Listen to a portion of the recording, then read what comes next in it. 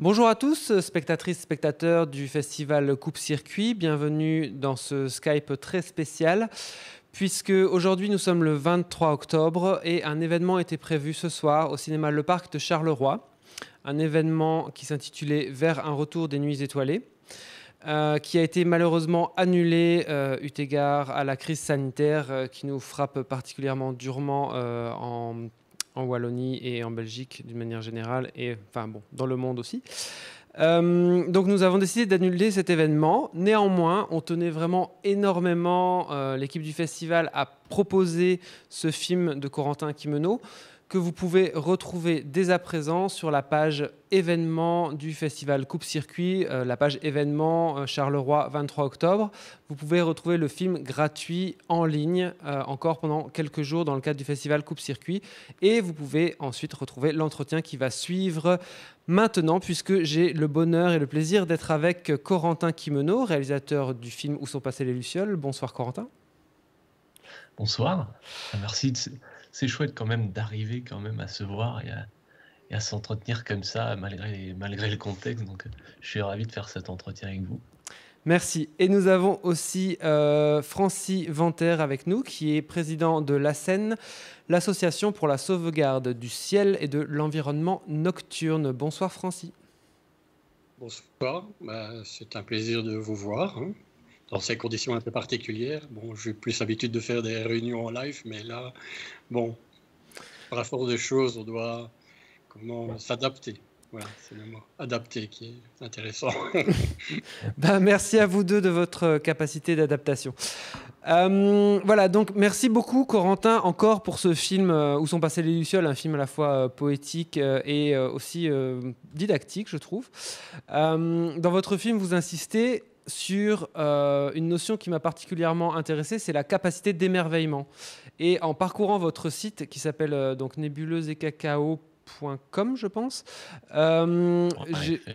j'ai vu que vous insistiez très fort sur cette capacité d'émerveillement qui, selon vous, serait handicapée par la pollution lumineuse. Et d'autre part, il y a quelque chose qui m'a frappé dans les premières minutes du film, c'est que l'un des intervenants du film dit que en fait, la pollution lumineuse, ça fait un film, ça fait un écran, ça fait une coupure entre l'humain et le ciel étoilé. Et donc ça éloigne les terriens de la nature et de l'univers, et ça les enferme dans leur bulle, ça les fait se centrer encore plus sur eux. Donc j'aurais voulu que vous nous parliez un petit peu de ce que vous entendez par ce droit à être émerveillé. Je pense que du moins c'est le but de mon projet, hein, c'est de démocratiser comme ça l'émerveillement, parce que je trouve que c'est quelque chose qui est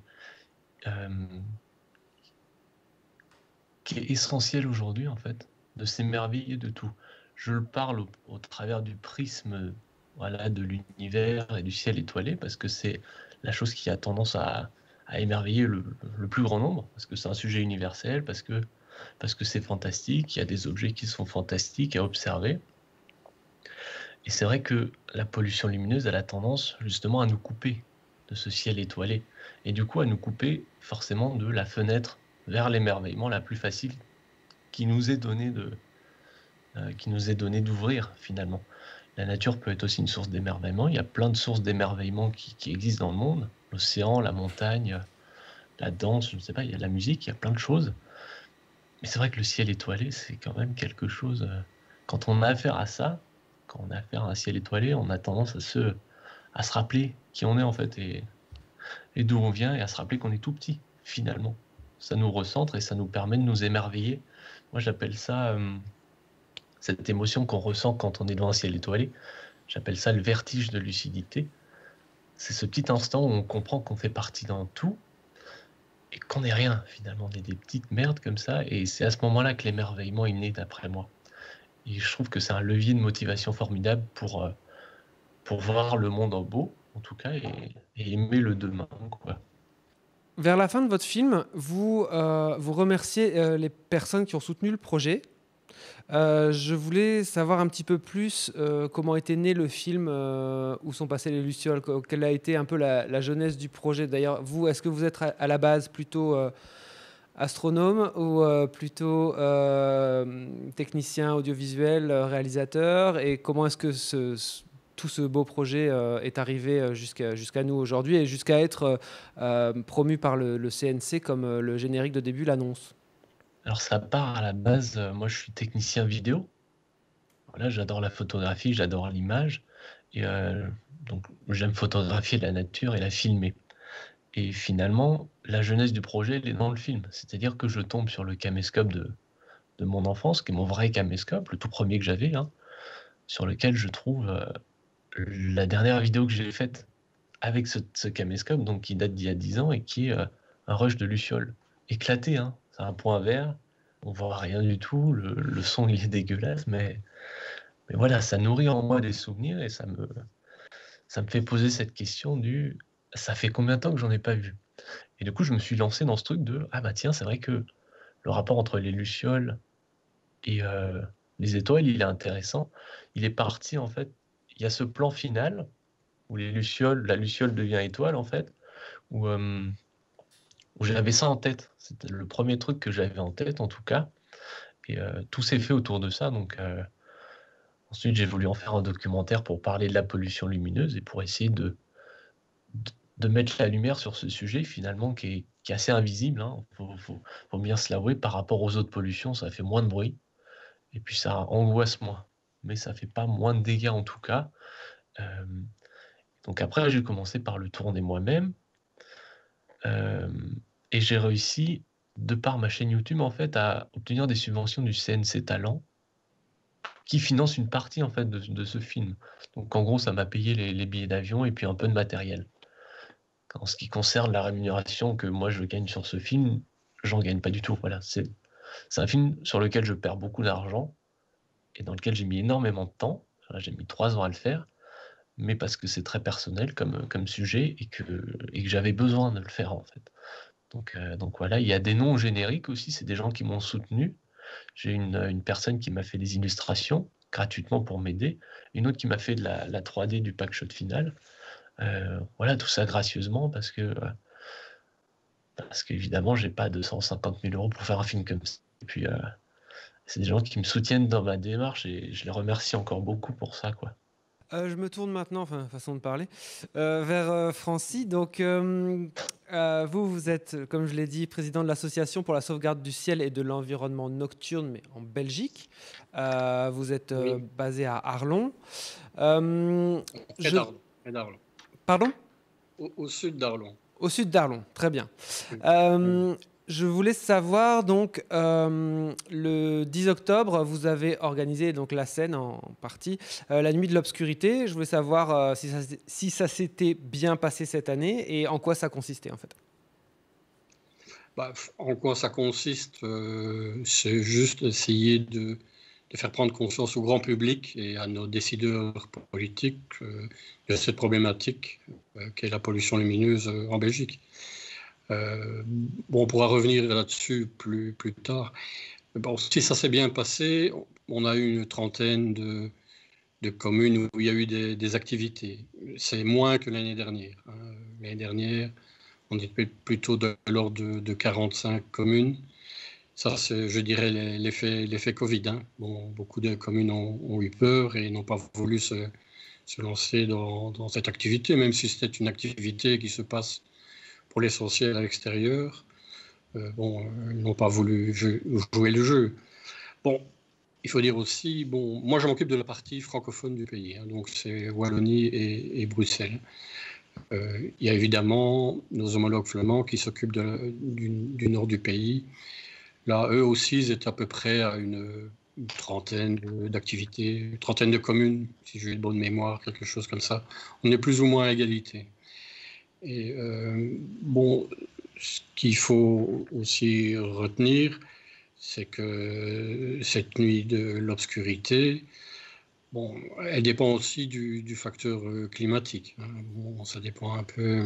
La Belgique, c'est toujours très compliqué, hein. Bon, j'ai connu des nuits de l'obscurité où il faisait très froid, mais avec un ciel magnifique. On a connu la pluie, on a connu des températures agréables, on a connu un peu de tout. Ce n'est pas facile à gérer. Bon, en France, ils ont le jour de la nuit qui tombe exactement le même jour, hein, et qui poursuit les mêmes buts. Bon, cette année, ils n'ont pas voulu le faire. Hein, donc, ils ont eu plus peur que nous. Donc, voilà. Félicitations d'aller avoir fait, en tout cas. Là. Ils ont reporté à 2021, oui. Bah, écoutez, nous, on s'est posé beaucoup de questions là-dessus aussi. Hein. Que fait-on? Est-ce qu'on le garde? Est-ce qu'on le reporte? Mais bon, on a fini par le garder. Voilà. Pour revenir au film de Corentin, donc, dans son film, on voit que le Québec puis la France sont relativement pionnières dans le cadre de la protection du ciel étoilé. Qu'il y a des réserves qui existent de protection du ciel étoilé, qu'il y a eu un arrêté ministériel en 2018, même s'il y a des soucis pour la connaissance et l'application de cet arrêté par les citoyens. Il y a un concours des villages étoilés, etc. Je voulais savoir, Francis, qu'est-ce qu'il en était en Belgique? Est-ce qu'il y avait de telles initiatives et si les citoyens avaient l'opportunité, le moyen de défendre si elles existaient? En matière de réserve de ciel étoilé, de législation et de villes et villages étoilés, ça, on n'a pas. Hein. Bon, j'ai déjà discuté avec Jean-Michel Lazou, que l'on voit dans le film de Corentin. Il nous avait proposé de nous aider à mettre en place le concept de ville et village étoilé en Belgique. Mais bon, il faut dire que la France, ce n'est pas comme en Belgique. Hein. En Belgique, toutes les communes sont éclairées. Hein. Il n'y a pas une seule commune où il n'y a pas de l'éclairage public. Quoi. Et après la fusion des communes qu'on a fait dans les années 70, années 70, les communes ont eu plus les moyens de faire ce genre d'éclairage public et de le mettre en place. Quoi. En France, il y a beaucoup de communes qui sont quand même très petites, avec 200 habitants, 100 habitants. En Belgique, ce n'est pas le cas. Donc, c'est l'avantage, si je puis dire, de la France par rapport à la Belgique. Je ne sais pas si c'est un avantage. Pour certaines choses, en l'occurrence, pour ne pas éclairer, c'en est un. Mais en Belgique, là, c'est compliqué de mettre cette chose en place, parce qu'il y a un système de 1 à 5 étoiles. Alors, 5 étoiles, c'est vraiment pas d'éclairage du tout. Chez nous, il n'y a pas. Il y a juste 3 communes, de mémoire, je pense que c'est Ouem, Amblève et Bulange, dans la partie germanophone de notre pays, qui pratiquent l'éclairage la nuit. L'extraction de l'éclairage la nuit, de minuit à 6 heures du matin. Pour Amblève, en tout cas, c'est comme ça. Mais c'est les 3 seuls. Je pense que c'est les 3 seuls dans toute la Belgique. Donc... alors, en matière de réserve de ciel étoilé, là, on n'a pas ça. Hein. On n'a même pas de parc de ciel étoilé. Vous savez, l'International Dark Sky Association, qui a lancé ce projet, ils ont plusieurs catégories, je dirais, d'endroits où on peut pratiquer, où on peut mettre une labellisation. Donc, il y a la réserve, ça c'est le top, c'est une grande surface comme le pic du Midi, qui, si on regarde bien, ça concentre quand même des dizaines de communes du département des Hautes-Pyrénées. Ça impacte plus de la moitié du territoire des Hautes-Pyrénées, donc ça correspond à plus de la moitié du territoire de la province de Luxembourg. C'est à peu près les mêmes surfaces aux Pyrénées et province de Luxembourg. J'ai regardé, c'est à peu près pareil. Donc, je vois que plus de la moitié du territoire est concerné par cette réserve de ciel étoilé d'une façon ou d'une autre. Maintenant, après les réserves, il y a des parcs naturels, un parc international de ciel étoilé. Voilà. Et là, ça c'est plus restreint, c'est plus des zones moins large. En général, c'est des parcs naturels, comme le parc de l'Eiffel près de chez nous, en Allemagne. Il y a un parc international de ciel étoilé. Et puis, la troisième catégorie, je dirais, ce sont des communautés de ciel étoilé. Donc, un ensemble de communes, ou même un village, ou même, comme on en a parlé dans le film de Corentin, à un moment donné, au Canada, quelqu'un a parlé de Sherbrooke et d'une oasis de ciel étoilé. Voilà. Par exemple, c'est le genre de choses, un quartier qui pourrait, suffisamment large quand même, mais qui pourrait décider d'éteindre la lumière et de participer à ce mouvement. Donc, vous voyez, il y a plusieurs catégories, mais en Belgique, on n'en a aucune d'entre elles qui a été mise en œuvre. Voilà. Oui, mais Et au niveau de la législation, ça c'est la dernière chose, la législation, il n'y a rien. Hein. Il y a juste un code de bonne conduite au niveau de la région wallonne, mais qui n'engage à rien et que les communes, pour la plupart, ignorent. Donc, il dit simplement qu'il faut faire attention à la pollution lumineuse, mais n'en dit pas plus. Et il n'y a pas de mesures coercitives pour empêcher des choses atroces de se faire, quoi. Par contre, ce que je peux dire, c'est que maintenant, en province de Luxembourg, on a mis en place, avec l'Observatoire Centre-Ardennes, une charte qui s'appelle Province de Luxembourg, espace étoilé.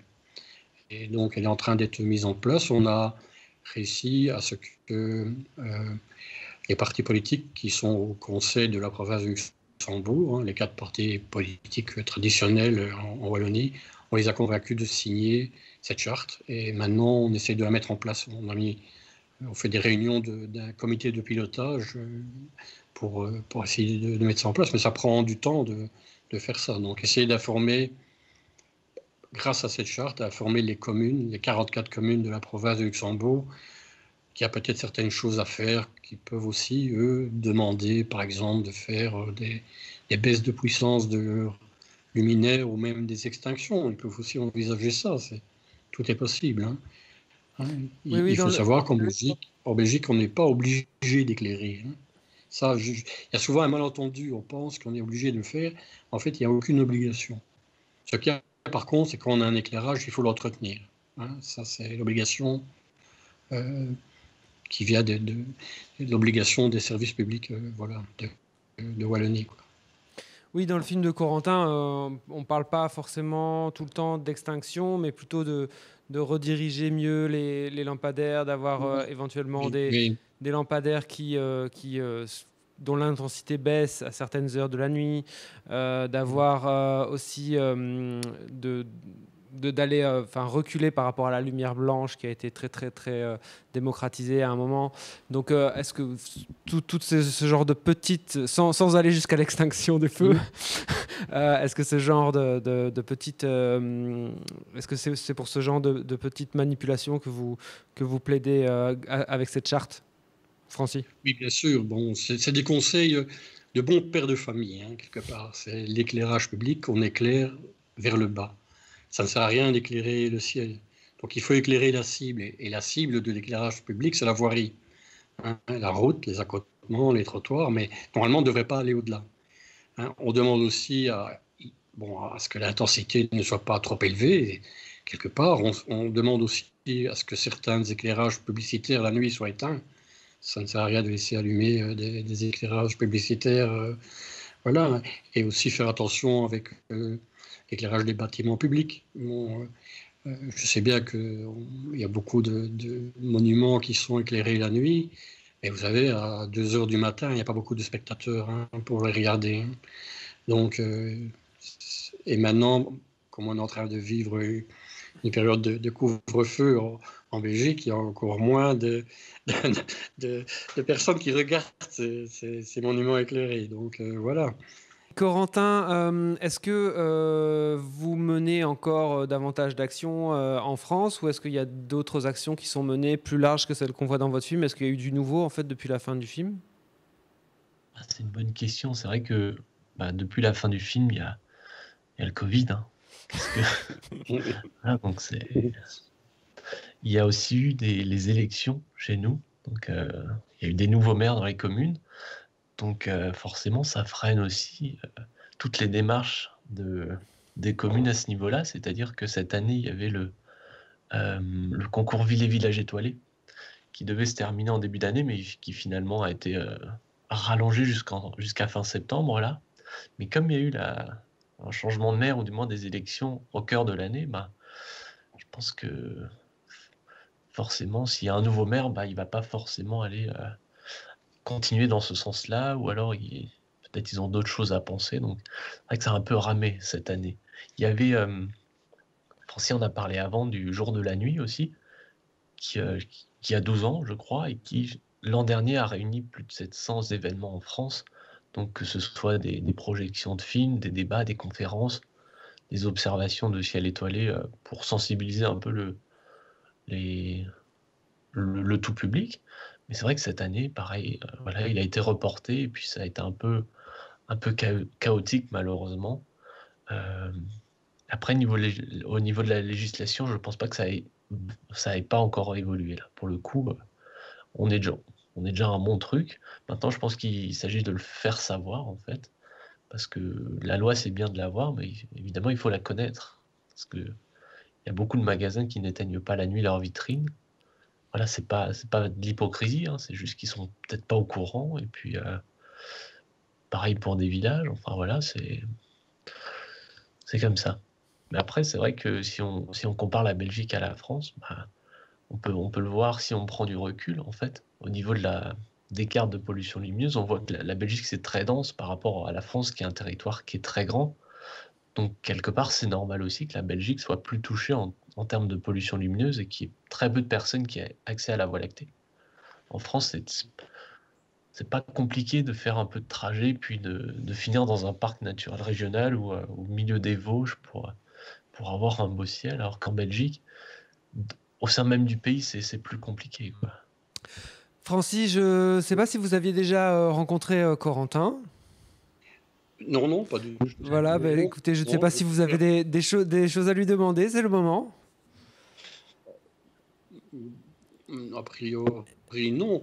Ben, bon, j'ai vu le film. Hein. Bon, ça m'a bien plu, cette démarche un peu poétique. Ça change, hein, parce que souvent, les films sur la pollution lumineuse, c'est plus technique, plus froid. On annonce des choses comme ça, il faut qui appuie sur les épaules quelque part. Et là, c'était assez oui, poétique. Moi, j'ai bien aimé. Par contre, vous n'avez pas été 100% de votre temps pendant 3 ans. Il y a eu des périodes où vous n'étiez pas dans le film, je suppose. Vous avez Ah oui, travaillé quand même. évidemment. Oui, C'est ça, oui, non, mais c'est ça. c'est... Je Oui, travaille oui, à côté, j'essaie de oui, oui, financer ce oui, film. oui, oui, oui. Très bien. Ouais. Mais j'en profite juste pour Mais souligner que... maintenant, bah, enfin, moi, à un moment donné, j'ai cru que vous étiez astronome, moi, hein. Franchement. Euh, aux premières images, je me suis dit, c'est un astronome qui parle, et accessoirement, il fait de la photographie et du film. Mais pas à l'inverse. Hein. Je suis surpris, hein, d'apprendre que vous êtes plutôt orienté photographie et image qu'astronomie a priori, quoi. Hein. Ah, Parce mais que- les deux sont possibles, c'est-à-dire que l'astronomie, c'est une passion, l'image, c'en est une autre. Le regroupement des deux, c'est l'astrophotographie que je pratique Ah et oui, qui me passionne oui, évidemment. oui, oui, oui, oui, Et oui, voilà, tout se rejoint finalement. Le oui, fait oui. d'avoir une passion qui est l'astronomie, j'utilise mon autre passion qui est la réalisation de films et la photographie pour mettre ça en avant et parler Je- d'un sujet qui me touche. J'ai mal compris alors votre première intervention. J'ai cru que. Mais là, maintenant, je comprends mieux. Oui. Oui, donc j'en profite aussi pour souligner que dans le film donc, de Corentin, on voit non seulement que la pollution lumineuse handicape cette capacité d'émerveillement, mais aussi les problèmes que ça pose enfin l'impact que ça a sur la faune, la flore, et également sur la santé de tout un chacun. Sont des choses qui éventuellement pour les personnes dont on parle juste de capacité à regarder le ciel étoilé, c'est peut-être des choses qui ne font pas tilt tout de suite, mais en effet, l'éclairage public a un impact sur, enfin pas seulement l'éclairage public, mais la pollution lumineuse d'une manière générale a un impact sur la santé publique. Est-ce que vous pouvez peut-être juste repréciser en quoi, Corentin, pour les personnes qui peut-être ne sont pas encore convaincues de regarder votre beau film alors qu'il est accessible sur notre site? Bien sûr, c'est vrai que quand on parle de pollution lumineuse, les premiers à avoir parlé de ça, c'est les astronomes, évidemment, à s'en être plein parce que eux, ils ont les yeux tournés vers le ciel, voilà, tout le temps en fait. Donc c'est eux qui ont vu grandir cette pollution. Donc on aurait tendance à penser que c'est juste une histoire de regarder les étoiles ou pas, mais c'est pas ça du tout en fait. La pollution lumineuse, ça a évidemment un impact sur sur la faune et la flore, parce que c'est les rythmes naturels, en fait. Une plante, ça a besoin de lumière. Donc, si une plante a de la lumière la nuit, elle continue de grandir. C'est pareil pour les arbres, etc. Les animaux, ils sont déroutés. On le voit avec les moustiques aussi. Ils sont attirés par la lumière. Enfin, ça déroute tout le vivant, en fait. Et c'est invisible. L'été, quand vous regardez des lampadaires, voilà, il y a des centaines de moustiques autour, puis il y a des araignées qui viennent pour les manger. Ça chamboule tout, en fait. Et il y a une autre chose, c'est que ça a aussi un impact sur nos vies à nous, du moins sur nos rythmes à nous. Notre corps, il a besoin de nuit et d'obscurité pour pouvoir, en fait, avoir un sommeil qui est récupérateur. Et c'est la mélatonine, en fait. Dans l'obscurité, notre corps, il va, comment on dit, il va déclencher, il va produire de la mélatonine, ce qui va nous permettre de nous endormir et d'avoir un sommeil qui est récupérateur. Sauf qu'il faut de l'obscurité. Quand on habite en ville et qu'on a des volets qui ferment pas trop, il y a un peu de lumière qui rentre et dans notre chambre, il fait pas forcément nuit. L'été, par exemple, on aurait tendance à vouloir laisser les fenêtres ouvertes, mais parfois, si on laisse ouvert, il y a de la lumière qui rentre, c'est une intrusion dans le domaine personnel et la vie privée. Voilà. Donc, ça nous empêche évidemment de dormir.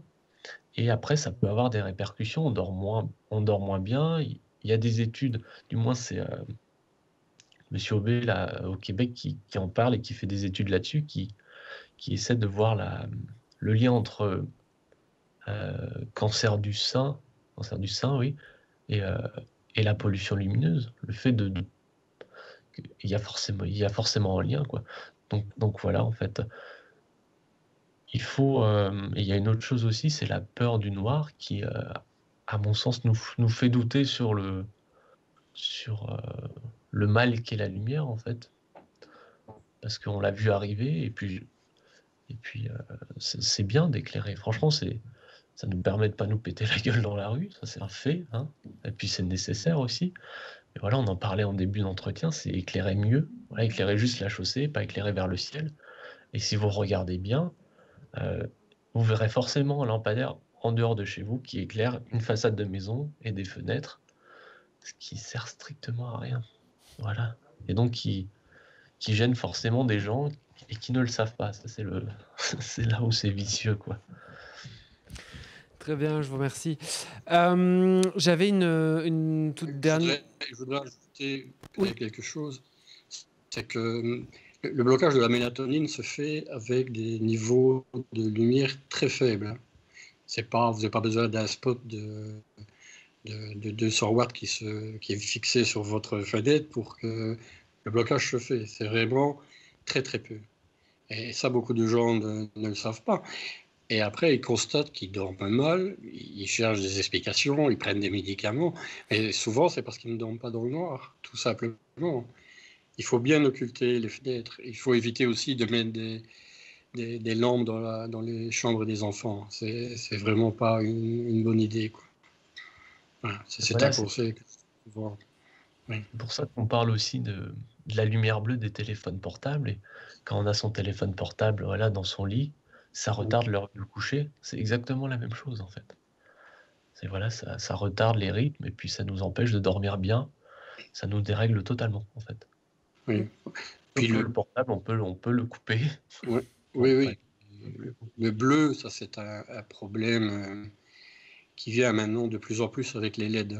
Donc, il faut savoir que les LED qui sont maintenant installés en Wallonie, vous savez, il y a deux programmes qui sont en route. Le plan lumière 4.0, comme on appelle ça, qui consiste à remplacer les 100 000 lampadaires sur les autoroutes et les grandes routes en LED. Et le plan Illumine, d'Ores, mais Reza fait aussi la même chose. C'est un plan qui consiste à remplacer plus de 500 000 lampadaires dans les communes en Wallonie par des LED. Et nous, notre bagarre pour l'instant, c'est qu'ils fassent attention avec la température de couleur, quoi. Ouais. Donc, essayez par pitié de ne pas dépasser les 3000 degrés Kelvin. Bon, pour l'éclairage des autoroutes, c'est foutu parce que c'est du 4000 degrés Kelvin qui sera utilisé, voire du 5000 000 aux sorties d'autoroute, 5-6 000 même. Donc, mais bon, ils ont prévu un éclairage intelligent, entre guillemets, qui va pouvoir baisser la puissance s'il n'y a pas assez de véhicules, s'il y a la pleine lune, enfin, s'il n'y a pas d'accident, s'il n'y a pas de pluie, en fonction des conditions climatiques et de la luminosité, ils pourront baisser la puissance lumineuse. Hein. Bon, ça, c'est l'avantage des LED, c'est cette possibilité de baisser la puissance lumineuse. Ça va normalement être aussi mis en route au niveau des communes, mais là aussi, il faut que les autorités communales le demandent quelque part. Hein. C'est toujours ça. Et ça, c'est notre rôle, c'est de leur faire comprendre qu'ils peuvent le demander. Et à ce moment-là, à partir d'une certaine heure, on baisse de 50% la puissance lumineuse des lampes. Alors vous me direz, 50%, c'est beaucoup. Mais en fait, des tests ont été faits et les gens n'ont même pas remarqué, quoi. Hein, parce que notre œil s'habitue. Ils ne voient même pas, ils n'ont même pas remarqué, en fait. Et on a baissé de 50%. Hein, donc, c'est quelque chose d'intéressant à faire. Hein, et bon, maintenant, ce qu'on voudrait bien aussi, nous, proposer, ce sont des températures de couleur plus basses encore. Hein. 2800, 2200. Le 2800 va être utilisé quand même sur les autoroutes dans les traversées des zones Natura 2000. Hein, parce qu'on a des espèces de chauves-souris qui sont très lumifuges, hein, comme la barbe-pastel, par exemple, une espèce protégée qui est en voie pas de disparition, mais qui a des grandes difficultés avec sa population. Donc là, ils vont pouvoir mettre des éclairages plus orangés et en période d'activité des chauves-souris même, ils auront la possibilité de couper carrément l'éclairage sur ces traversées de zone Natura 2000. Mais bon, ça aussi, il a fallu que c'est pas nous, mais c'est le ministère de l'Environnement, pour faire simple, qui a essayé qui a demandé ça, quoi. Hein, donc de faire attention aux zones Natura 2000. Ils n'avaient pas pensé à ça quand ils ont fait leur plan à l'origine. Hein, donc voilà. Hein, donc il faut toujours être derrière, si je puis dire, pour dire, écoutez, faites attention avec ça, faites attention avec les éclairages, quoi. Hein.